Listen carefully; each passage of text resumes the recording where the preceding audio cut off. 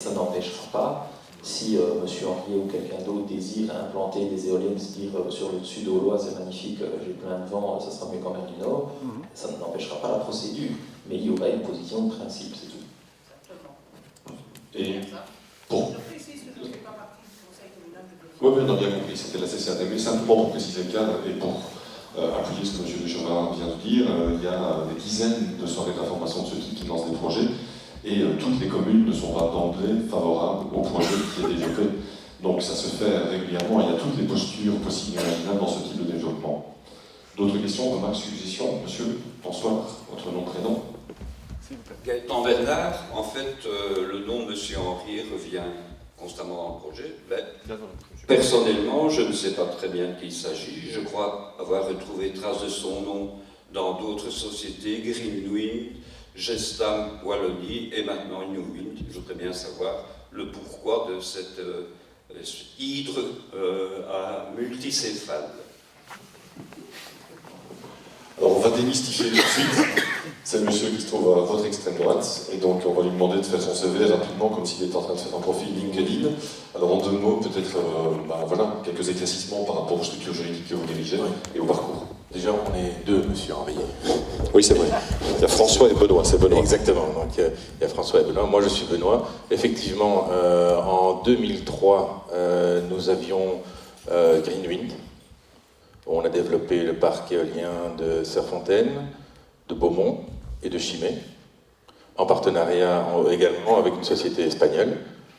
Et en 2008, on a créé donc une société avec certains patrons de cette société espagnole. On a créé Gestam Wallonie ici en Belgique. Donc voilà, pour des raisons de problèmes en interne, on a créé cette société-là et on a développé de nouveaux projets, notamment Feuilly, les 3 projets qu'on vient de donner. Et donc ici, Newwind, c'est encore... c'est plutôt François Henriet, mais là on est sur un problème plutôt d'organisation, parce que Gestam opère les parcs et ne développe plus. Parce que le développement est un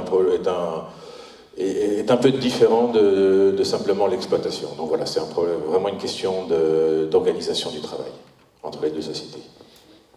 C'est des structures juridiques qui font des métiers quasiment différents, si je vous suis bien. Ok, monsieur. Je crois avoir lu quelque part que le capital de départ de la société Newwind est de 100 000 €, vrai ou faux. Et la deuxième remarque que j'ai à faire, vous prétendez que vous devez engager une garantie de 100 000 € par éolienne. Comment comptez-vous faire en ayant qu'un capital de 100 000 ? C'est bien possible que pour Newwind, il y ait 100 000 €. Deuxièmement, donc, le développement n'est pas non plus un développement de parc éolien. On est dans cette zone de prix-là. La construction, évidemment, est beaucoup plus chère, évidemment. Mais alors, à ce moment-là, c'est Gestam Wallonie qui développe, qui construit le projet, donc qui le finance. Ensuite, ce sont les banques qui financent à 80% le projet. Et vu les exigences bancaires actuellement, un projet ne sera finalement financé que s'il tient vraiment la route. Donc voilà. Merci, messieurs, pour cet échange. Monsieur, à nouveau. Vincent Debierne, je souhaite rajouter 2 choses par rapport à ce que vous avez dit. Tout d'abord, attirer votre attention sur le développement éolien qui a eu lieu sur la Calestienne. Les gens qui habitent Presqu'Eau, pêchent, peuvent en témoigner. Le développement éolien dans toute la Calestienne a été particulièrement calamiteux. Les sites sont complètement dispersés. Et contrairement à ce qu'on avait promis au départ, lorsqu'on a implanté les premières éoliennes, on peut voir un site à partir d'un site. Donc on avait dit qu'un site ne permettrait pas d'en voir un deuxième. Et bien à partir de Presqu'Eau, par exemple, il est possible d'en voir 3 ou voire 4. Et c'est absolument atroce. Et je pense qu'en installant des éoliennes dans le massif forestier, ce serait une grande première qui donnerait un très mauvais exemple aux communes voisines. Et on est en train justement de développer ce massif forestier, on appelle ça le massif forestier du pays de Chimay. On y développe des promenades, on est en train d'investir énormément dans le tourisme, on va créer un couvain, une maison de la forêt. On a parlé de l'extension du parc naturel. Ce projet que vous nous proposez est en complète contradiction avec cette volonté. Deuxième chose, j'ai quand même constaté une petite contradiction dans les propos de mon ami Benjamin Calice, qui conserve tout mon respect, mon amitié, mais il nous a dit d'une part qu'il recevait chaque semaine une proposition d'un promoteur éolien. Non, pas chaque semaine. J'ai dit qu'on recevait, monsieur Henriet a demandé à être reçu au collège communal, comme on reçoit des gens chaque semaine. Pour d'autres dossiers. D'accord. Enfin, je pense ne pas mentir si je dis quand même que vous êtes régulièrement sollicité par des promoteurs éoliens et que très peu d'entre eux n'arrivent au stade de l'étude d'incidence, au stade que M. Henriet connaît actuellement.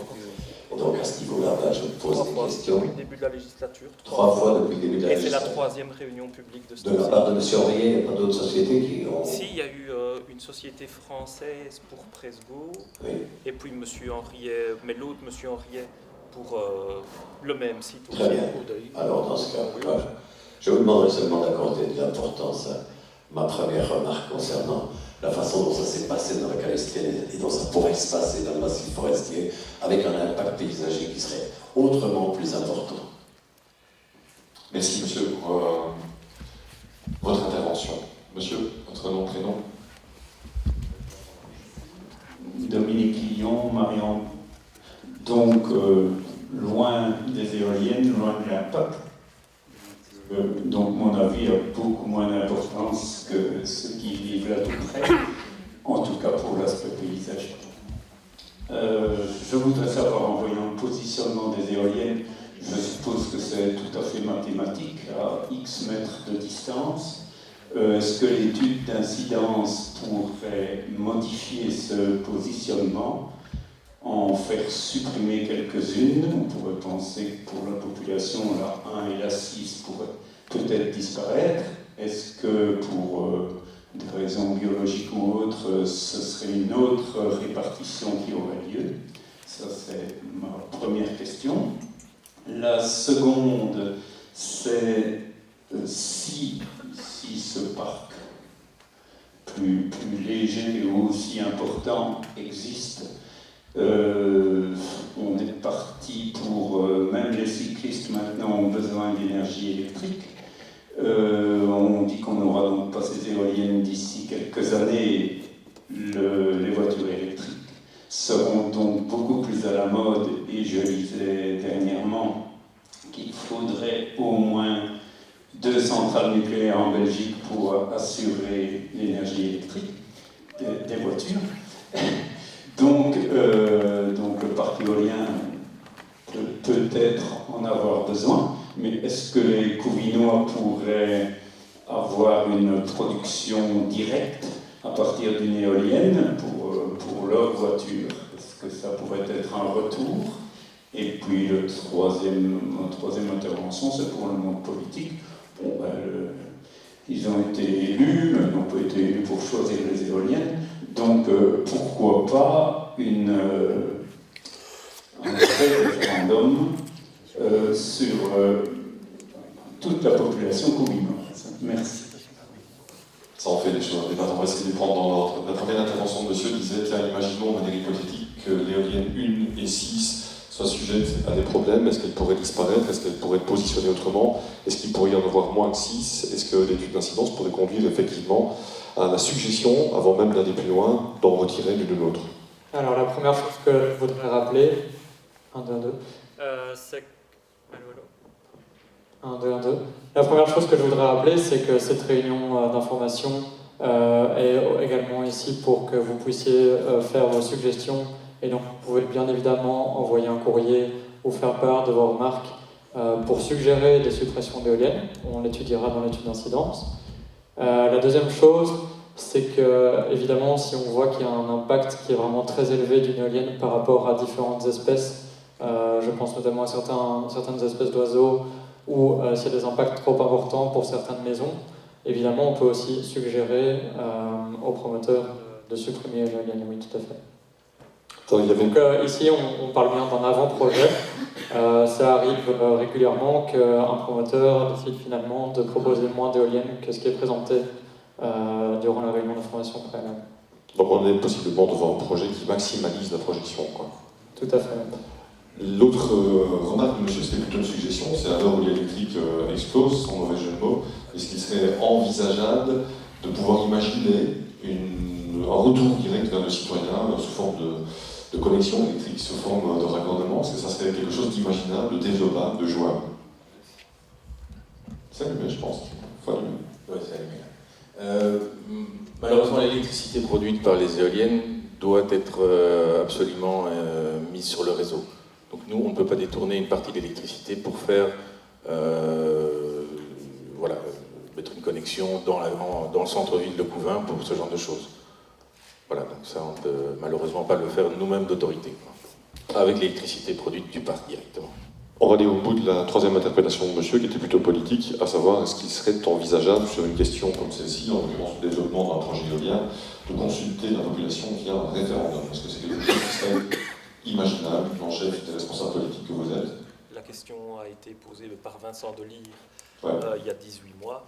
Et donc en fait, pour les questions, mais ça ne s'appelle pas référendum, sur les consultations populaires dans les communes, le conseil communal Vincent Delire a posé la question il y a 18 mois, et on était, pas il y a 18 mois, il y a 6 mois, et le code de la démocratie locale interdit aux communes de procéder à des consultations populaires 18 mois avant les élections. C'est juste, et cette affaire-là, ça arrive dans pas longtemps. Les élections. Monsieur. Donc pour le moment, on parle forcément des éoliennes, mais comment comptez-vous raccorder les éoliennes au réseau électrique